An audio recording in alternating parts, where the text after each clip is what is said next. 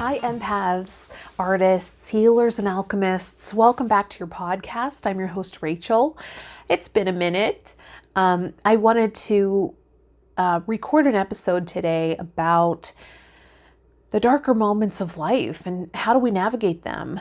I feel like on a spiritual path, I did a lot of bypassing. I didn't want to acknowledge that pain is a natural part of life and that we will walk through darker moments, darker times. And there are gifts in those times as well. It does provide contrast to those moments of joy and celebration. In fact, what would happiness be if we didn't have times of sadness? Would we even know the difference? Would we be able to discern? And I feel like walking through difficult times, instead of avoiding or escaping, which has been a learning curve for me as an artist, as a healer, right? As an empath, I wanted to heal others in my stead. I thought if I could just provide inspiration or healing or light to enough people, it would heal me in the process. And that wasn't really 100% the case. I learned techniques and tools and connected more to things that I wasn't willing to look at in myself through other people, right?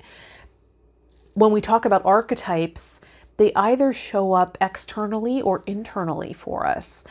And so when these less than desirable archetypes showed up outside of me, it was easier to work with them.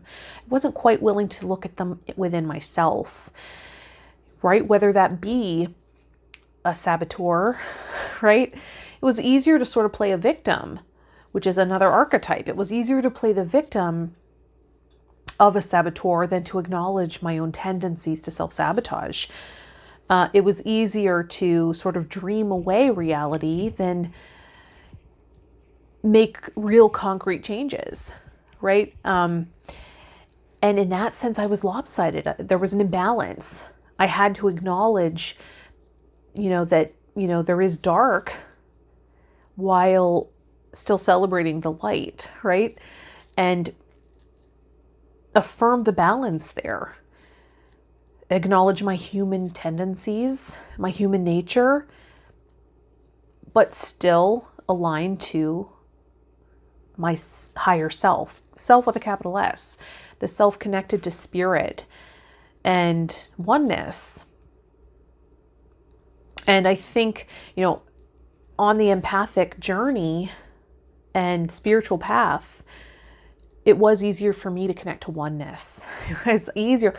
And of course, that's because of that adaptation as an empath, to really be more connected to what's outside of me than internally. And, learning myself through the darker times, being there for myself, being present to my own pain. Those were the times I really got to know myself. I really got to understand what I was made of and what it really took to heal.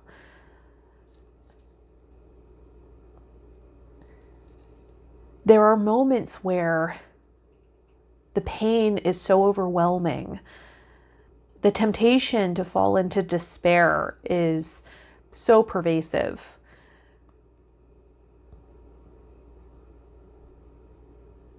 But it's never permanent. If you're walking through a dark time in life right now, take heart that as everything else, it's impermanent. I read a quote by Glennon Doyle today. She said, "Yesterday, I was overwhelmed and so sad for no reason at all, just in the depths of despair." I'm paraphrasing here. And then today, I'm happy and joyful and excited for no reason at all. So don't give up in those times of sadness and grief and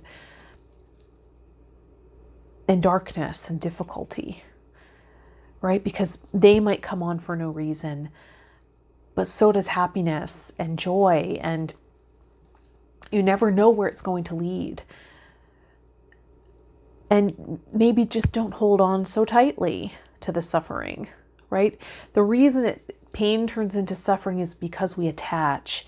We make things mean things that maybe they don't have any meaning at all, right? We want to attach meaning and make sense of things. But if we can give up that process and become more neutral to the stimuli around us and not give it too much meaning, that's actually a more powerful place to be. Can we just experience reality as it is and not come out of ourselves, right? And anchoring meaning to things. That's really what a trigger is, isn't it? It's something that triggers us. And then we sort of time travel back to a place where we felt powerless or felt depressed or felt trapped and without hope, right? Or traumatized. But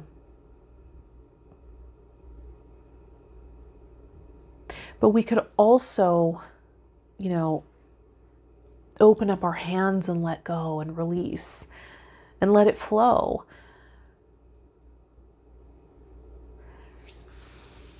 Everything in life is impermanent. So we need to celebrate and cherish those moments of joy, of connection, of love, of, victory,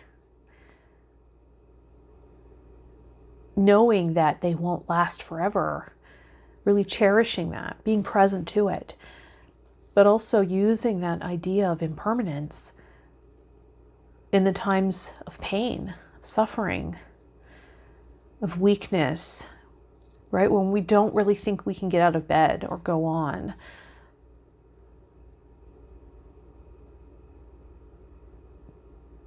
Even the darkest tragedies, of our lives will come to an end. And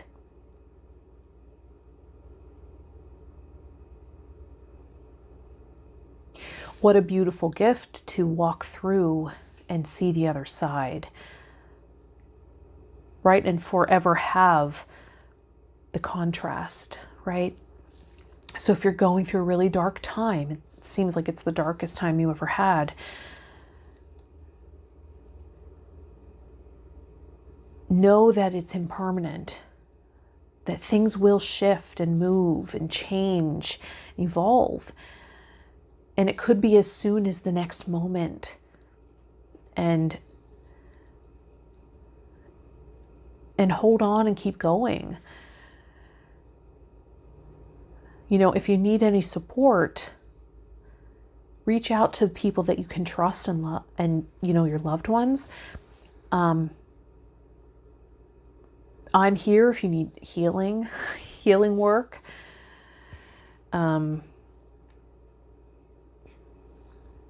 Session work, right? So an energetic support to those harder times, those trials. And I feel like it's time we're more honest about that life comes with hardship. It's not a cakewalk, right? There are hard times. And I think in today's world of, social media posts, we like to put a filter on life and make it as bright as possible and paint a picture that it's always happy. We're always in a good place, that there's always hope, right? The sun's always shining.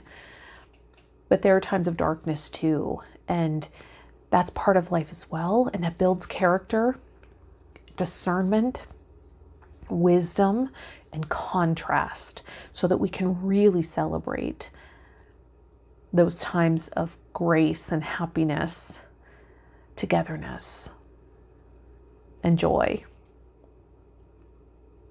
And I don't know who needed to hear that, but I hope that that touches part of you that needed some support or words of encouragement today. And I'm thinking of you, sending you love, healing energy, streams of grace. And from my spirit to yours, I feel you. I'll see you in the next one.